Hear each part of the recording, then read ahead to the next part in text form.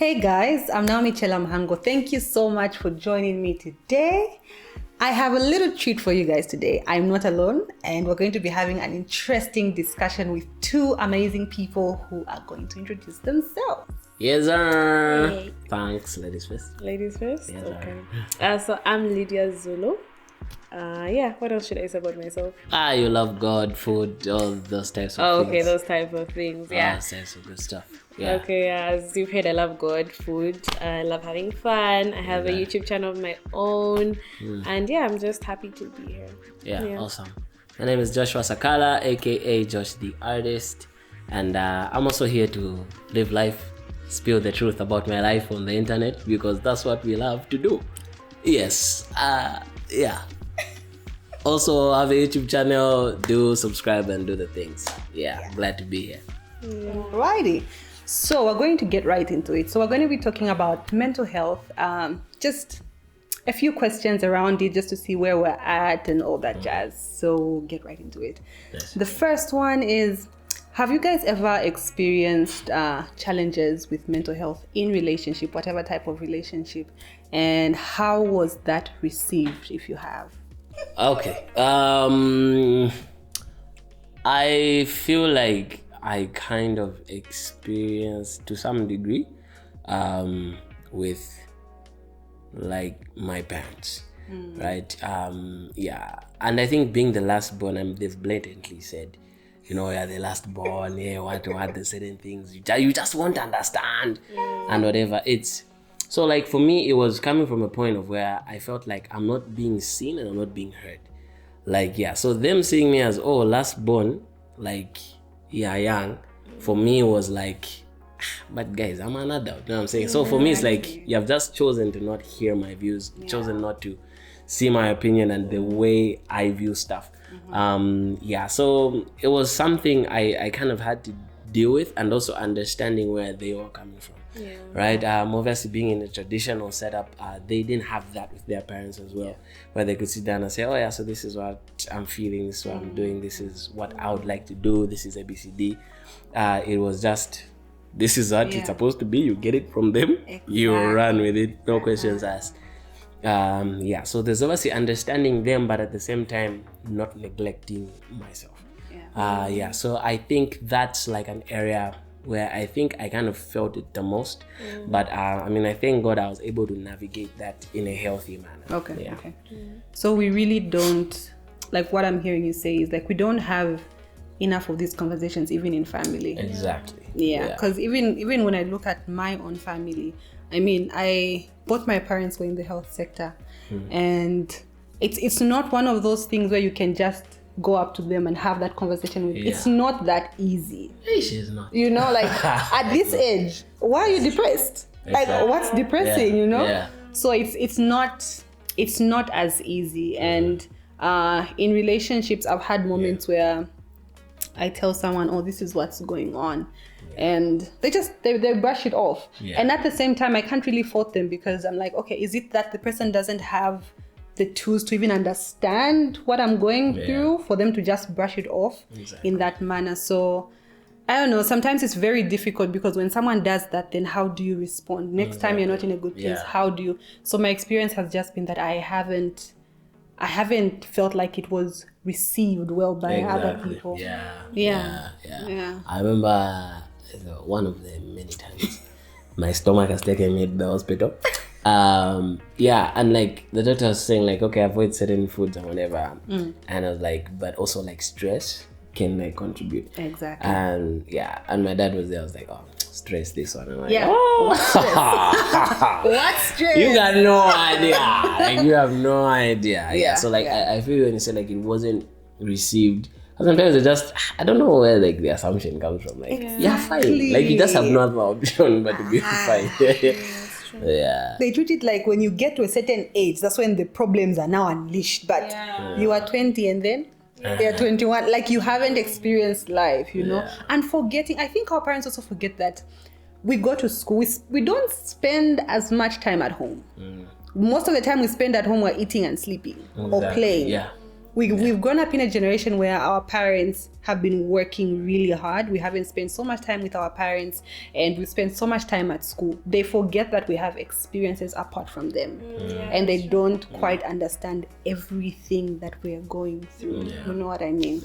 Yeah. And the worst part is like not having that, as he said, not having that platform to be able to sit and have the open conversation about what you're going through. Exactly. It's all go to your aunties, all go to who, you have to find somebody else. But what about having that real conversation with them? You're not stressed, just sleep. Yes. But I would just eat, sleep, fine. Oh my goodness. Oh Lord. So we're all Christian, right?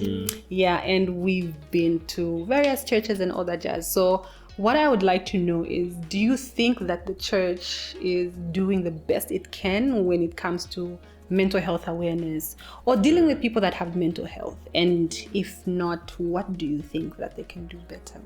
I think for me, like, one thing that gets to me is like over spiritualizing stuff, guys. Like you're going through something maybe emotionally, or you're stressed, or you're depressed, and then you're quickly just like, okay, just pray, or it's a spiritual attack, or stuff like that. Like there's no sitting down actually listening to how the person feels and walking with them. It's no, this is not of God. I know, but it's happening. Exactly. I'm in it right now. I'm feeling the stress. For me, it's real, right? And so, like, how do I navigate this? How do I walk in this? And for me, I feel like that's where kind of the church has slacked, but is getting better in the sense that I've seen a couple of people who, like, churches partner with certain like therapists. Great, and so that when people who are struggling with mental health and other things, they'll walk with them, pray with them, and be like, okay, you know what? You need someone to walk with you, a professional, and then they direct you this way. And I feel like that's fine, guys. That's fine. That is perfect. That is guys, perfect. if you're a Christian, it's fine. Yes. Like, it's perfectly normal. I remember, I think it was Pastor Walker or someone who was talking about, like, the time, it's a scripture everyone loves, but for the wrong reasons. When Paul was telling, I think it's Timothy, to, like, have a bit of wine for his stomach. Yeah, I mean, it's like, you look at the scripture like that. Paul is very spiritual. He's performed miracles. He's done ridiculous things. Yes. Why didn't he just say, I'll pray for you, you're fine? You know what I'm saying? It's like, bruh, like, take some wine. It's good for your stomach. Like, you know what I'm saying? Like, it's medicinal. Yeah. And so, like, that's how, you know, like, God partners with people and even things is created, right? Like, medicine is a good thing. Don't be like, no, me just pray for me. I don't need, like, it's a good thing as well. In the same way medicine is good, the same way therapy is good as well. Just having someone to sit down with you and talk. Might not even necessarily pray, but just having someone to hear you out, ask questions. Where do you think that's coming from? Where do you think it originated from? How are you feeling?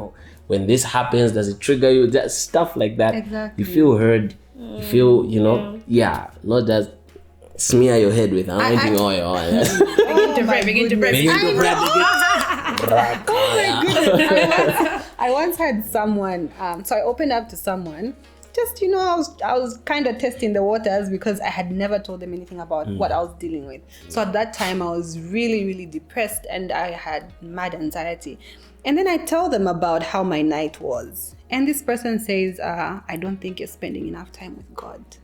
Like, after I told them everything, that was their response. And I walked out of that place feeling like, why did I do that? Like, why did I even share? And just like you said, I think one of the best things that churches can do, if they cannot employ someone that has the knowledge to counsel people, someone that is a psychiatrist or someone that's a therapist, I guess therapists would be best.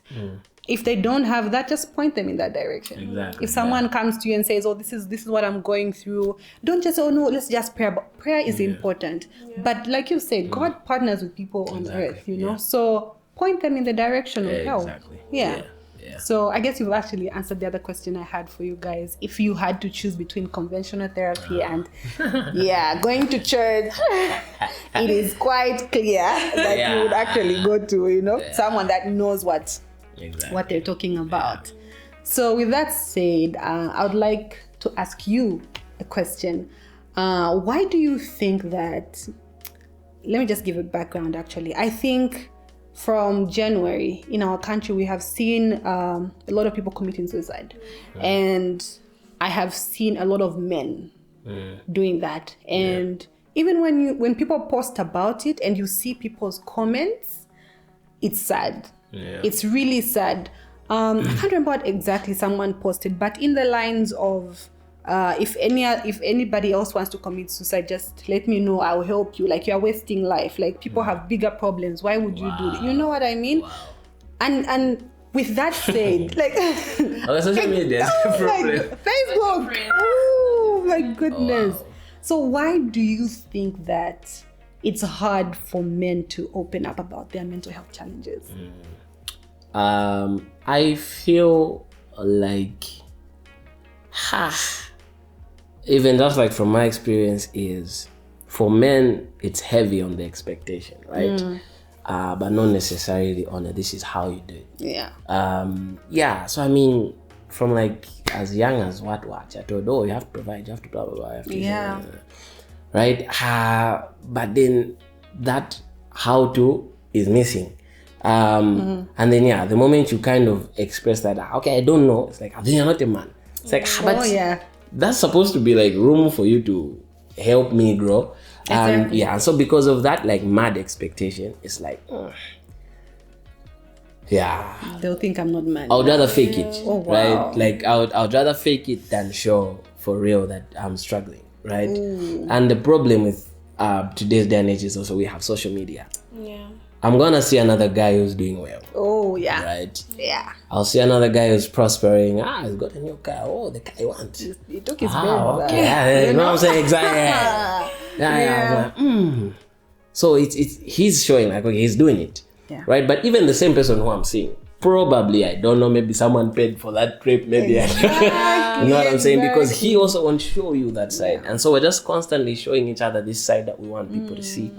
And then that affects us even more secretly again. And I feel like because also we haven't seen it with like our older generation. We haven't seen that, and we also can't replicate what we've seen. We can't. It's a bit hard. It's very hard. And with guys, we're a problem. Like goodness. It's crazy. Opening up is huge. And like even just like from my life and like some of the men around me, I can see, you know, like you're having a conversation and you know, like this is deeper than it is. But again, at the same time, you want them to be comfortable to open up, right? So I mean, you can ask questions that lead in the right direction, but then you can still tell like, okay, this conversation is not going to feel wild. So like it's so big, and I feel like it's generational. It's been passed down. Men just don't open up. Be strong. Like these are things you grow up hearing. Be tough. Be strong. Be tough. So you've got things that you're bottling up. You're feeling. I mean, men's emotions are real, right? But then you don't see them expressed because I know I'm supposed to be tough. Be what. So you're going through something emotionally, but then you still feel like that thing is. It's always there. Exactly. It's always be tough, right? Be tough, and it's like it's not just for like amongst your fellow men, but like you feel like it's everywhere. Like be tough. Your parents should see that you're tough. Exactly. Your friends should see that you're tough, right? Like your woman should see that you're tough. She can't see you crying. You know what I'm saying? Like no, and I feel like when that pressure and that tension builds, then now we get to see things like suicide, and because it's so hidden, and I feel guys, we are clever. Like it's so easy to hide it, so easy. And then one day, boom, suicide, and you're literally confused. Like what? Like this guy was the happiest guy. He was the But it's in secret. It's in those conversations we're afraid to have. And even like you said, sometimes you find some guys who open up, right? But they're met with an environment where, like you said, you opened up and then you left feeling like, why did I even do that, right? So some guys will take that step, and then you find, I shouldn't even have, and then it's a bit tricky to navigate, which is again like even the previous question you asked is I would lean more to like conventional therapy because they're professionals. Yes. Right? They'll hear you out, you speak, you express yourself. Yeah. Right? Rather than your friends, well, thank God for your friends. Yeah. But some of them might not know exactly how to handle that. And so how they might express anything is, you just be strong. They're reinforcing things that you're already fighting against. In them trying to show like support or encouraging you, it's just making stuff worse. So I would lean more towards push for conventional therapy. If you know your friends and you know, okay, these are people who can encourage me, okay, cool, open up. But I feel like that's like it's a good starting point. Exactly. Depending on where you are, it's okay, guys, this is what I'm going through, right? And if your friends are good, which I hope they are, then they will. they'll point you in the right direction. Say, okay, look, I've got a number for this guy, therapist, doesn't charge much, or this guy who talked to me, I'm sure he can talk to you, blah, stuff like that. So that we can encourage that growth, and I feel like it will help us be healthier men. Because guys, truth be, it's like there's a lot of lies that we as men believe in the name of this is what it is to be a man. Like, this is who true masculinity. That? Like who say this is what it's like? And like there are a lot of lies. Like and crazy. Sometimes I feel like it's sunk in all of us because I've been with groups of guys, and when they see a guy who's more in touch with his emotions, they lead to things of no, he's gay. He's what? But like, I've where heard did that so come many from? times. Like, where did that come from? Like a man should not cry. He can't really express. That thing. That is so sad. And even when we think of our friends, I think I've come to understand that it's not even their place. It's not their place because they don't have the experience to deal with what we would like to share with them. So it's okay to even share to our friends and say, okay, I'm not okay. I've been going through this. But at the same time, I've learned to be cautious and say I can't offload and tell them everything, the intricate details. Because you might actually not understand how much you might affect that person just by what you've told them. They don't know how to house that unless it's someone that is trained to do that. So I've learned to cut my friends some slack and Well, send them into shock. Because you'll fail to sleep. Oh my goodness. So I really think we need to start having more of these conversations. I know there's conversations happening here and there, but we need to make it a normal thing in families, in friendships, in relationships. We need to have conversations about mental health because the fact is, especially after COVID, the fact is so many people are battling with this. A lot of people, and sometimes you might think it looks the same, it doesn't look the same. And what worked for you may not work for me. So I think we need to continue having these conversations outside of church, outside of workplaces, in families and all places. So I'm so grateful that you guys came through. Yes, sir. Thank you so much. We are happy that we were here. Too much. So please tell people where they can find you. In Monali. That's where I stay. You can. You catch me there. Instagram, YouTube, everything is just Josh the Artist. The plays with a double E. Let's just pretend like we all went to school. Josh the Artist everywhere. I'm Lydia Zulu on Instagram and Lydia Zulu on what? Wait, sorry. Sorry, I was thinking of YouTube. I'm Lydia Zulu on YouTube. Yes, and then Lydia Zulu on Instagram, though there's an underscore between some of the letters, but it will be probably we shall maybe just change your handle so that it's easier. Taken. Everything was taken. Yeah. We'll make one for you. But if you type Lydia Zulu, it comes up. Oh really? Yeah. Nice. Nice. All right, guys, thank you so much. Awesome. And thank you guys for watching. Do not forget to like, subscribe, tell a friend, and please subscribe to theirs as well. Please do. And if you're a man, guys, please drop comments, inbox us, please. And if you believe this so much, for me, it's one of the things I'm passionate about. Guys, let's get together and let's talk. I saw something today. I think it was a post about women's this, women's that. I'm like, but guys, Yeah. till B to Z. But when it comes to watching soap, what we show up. Like let's also link up as men intentionally to discuss certain things. And let's build each other up. The women are building each other up. We are. Let's be serious. So I'll end there. Alright, thank you guys for watching. We will see you in the next video. Awesome.